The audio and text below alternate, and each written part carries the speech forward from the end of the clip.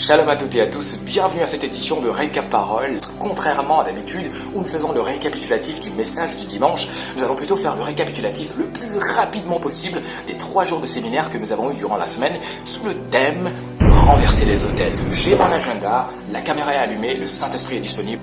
On est parti. Jour 1 du séminaire, orateur, évangéliste à Diallo. Le thème du premier jour était comment renverser les autels de famille. Et le sous-thème, c'est l'influence des autels. Le dimanche passé, il avait déjà posé les bases et avait expliqué ce que c'est qu'un autel. Et aujourd'hui, en regardant ta vie, tu es sûr que c'est un autel qui agit contre toi et tu te poses la question, mais je suis chrétien ou pas? Comment est-ce que ces choses qui ont été faites dans le passé arrivent à me toucher toujours? Il a expliqué 3 points de contact par lesquels les autels de famille arrivent à t'influencer. Premier point de contact, le nom. Ça peut être ton patronyme, ton nom de famille ou encore le prénom qu'on t'a donné. Et on peut le voir dans la Bible.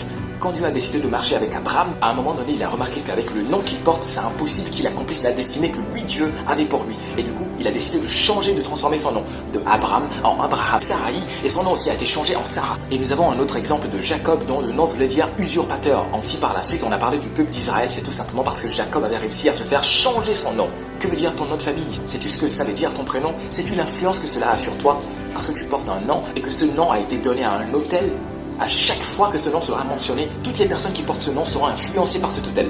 Exemple, si on vient, on dit la famille X, que tous échouent dans leur vie, que tous aient un mariage raté, vous tous vous serez affectés. Soit si le prénom qu'on t'a donné avait une signification particulière et qu'on te l'a donné pour que cela puisse agir sur toi, les autels de famille t'atteindront toujours. Deuxième point de contact qui fait que les autels de ta famille ont de l'influence, c'est le lien de sang. Il suffit simplement que le gardien de l'autel, la personne méchante qui tient l'autel, qui alimente l'autel, dit que tous ceux qui ont le sang d'un tel échouent. Et bam, tu es sur échec sur échec. Le 3e point de contact qui fait que les autels ont de l'influence sur toi, c'est le cordon ombilical. Il a posé la question, est-ce que tu sais ce qui a été fait de ton cordon ombilical? Certaines personnes méchantes qui prennent le cordon ombilical dès la naissance de l'enfant et qui disent des choses négatives sur ce cordon.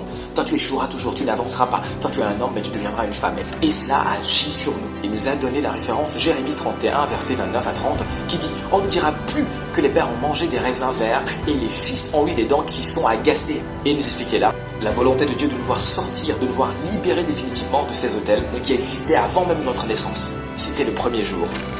La 2e journée, l'évangéliste nous a essentiellement parlé de comment se fabriquent les autels. Il nous a expliqué que les autels sont des points de contact par lesquels les esprits agissent, réclament et travaillent contre toi. Il nous a expliqué que les autels sont des éléments physico-spirituels qui relient le monde humain et le monde spirituel. Il a parlé des 2 façons dont les autels sont créés.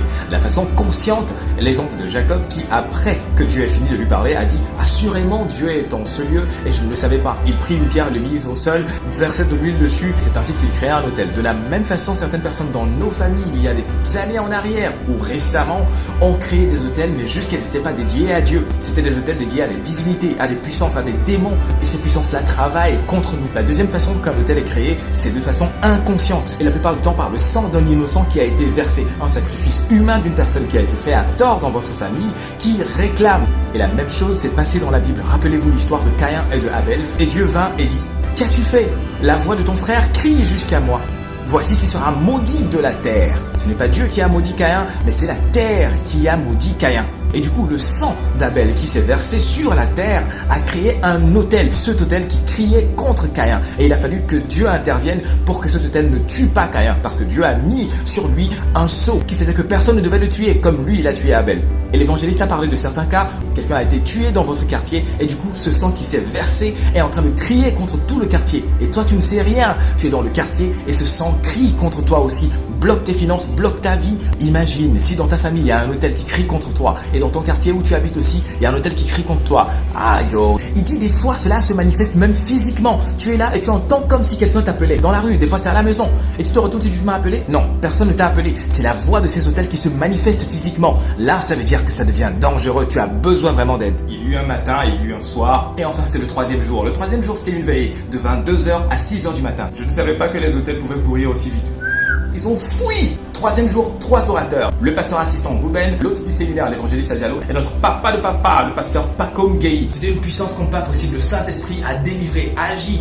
On commence par le pasteur Ruben qui a ouvert le bal et qui nous a parlé essentiellement de ce que Jésus a fait réellement. Il nous a sorti une révélation, une réma énorme. Lorsque les gens péchaient contre Dieu, il fallait prendre un agneau sans tache. Et le père de la famille mettait une chaîne au cou avec un médaillon sur lequel était le nom de la famille. Et c'est lui qui sacrifiait l'agneau au nom de toute la famille. Maintenant, quand Christ était mort, mort, il y avait une pancarte qui était mise sur la croix, écrite en 3 langues, en grec, en latin et en hébreu. Et chaque fois dans les films, Inri qui est écrit, c'est juste l'extraction du début de chaque mot. Et quand on fait le même exercice pour ce qui a été écrit en hébreu, ce qu'on a, c'est le nom de Dieu. Et il nous expliquait que cela veut dire que Jésus-Christ est le sacrifice que Dieu donne afin d'expier le péché du monde.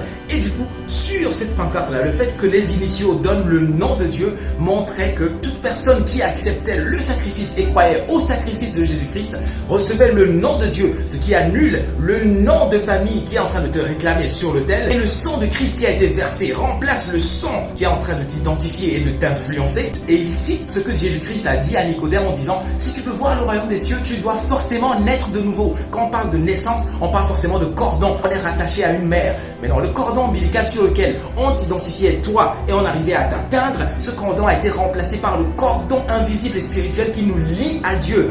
Aïe, c'était chaud. Et du coup, tu l'as compris, voici la solution. Ceci a été dit le premier jour du séminaire. Le pasteur principal des églises Vazonneurs Assemblée Dunamis a parlé de l'importance pour toi, enfant de Dieu, de grandir. Cela ne sert à rien compris pour toi tout le temps si tu ne veux pas grandir. Car la Bible dit, tant que l'héritier demeure un enfant, il n'est pas loin d'être un esclave. Il nous a expliqué que la Bible dit que le diable rôde cherchant qui dévorer. C'est la vie de péché volontaire que tu mènes. C'est la vie de désobéissance volontaire que tu mènes qui fait que chaque fois, ces autels ont la main sur toi et te détruisent et te ramènent en arrière. La meilleure délivrance, c'est de prendre la décision et de laisser Dieu diriger ta vie, diriger ta chair. À chaque fois que les pasteurs prient pour toi, oui, tu es délivré, mais c'est pas fini, il te faut être affermi. Sinon, tu retourneras toujours à ton vomi et ces autels-là auront toujours de l'impact sur toi. Il a terminé sa partie avec Galates 5, verset 16 en disant « Marchez selon l'esprit et vous n'accomplirez pas les désirs de la chair ». Le petit séminaire a terminé avec les autels de famille qui fonctionnent en se basant sur les malédictions. Il a cité 3 types de malédictions avec lesquelles les autels de famille travaillent. Les malédictions prononcées ou encore auto-prononcées. C'est les malédictions que tu as prononcées sur toi-même ta vie. Ah, moi je sais que je ne vais pas évoluer. Ah, moi je sais que moi je vais rester tout le temps dans ce pays. Je ne vais jamais me marier de toutes les façons parce que dans ma famille, personne ne se marie. C'est toi-même. Et la Bible nous dit, la vie et la mort sont au pouvoir de la langue. Décide aujourd'hui de ce que tu dis, car cela peut être utilisé contre toi par les autels. Il a parlé aussi des malédictions provoquées. C'est une malédiction que tu as causée par tes actions et qui a poussé une personne à te maudire, tes parents ou une connaissance ou une personne vieille. Et cela est utilisé par les autels pour te bloquer, te freiner. Et enfin, il a terminé avec les malédictions voilées ou cachées. C'est des malédictions que tu as fait quelque chose à quelqu'un, mais il t'a pas dit je te maudis, mais il t'a dit simplement je te laisse avec Dieu. Sois béni. Mais au fond, tu sais que c'est pas une bénédiction. Les autels se saisissent de ça et travaillent à cela afin de te ralentir. Et aujourd'hui, l'évangéliste a terminé avec le thème, le zèle de Dieu. Ce zèle qui a un feu qui te brûle et qui te rend différent. Tu peux retrouver toutes ces prédications sur la page Facebook ou YouTube de l'église Vazonneurs Assemblée Dunamis de Dakar. Sois béni.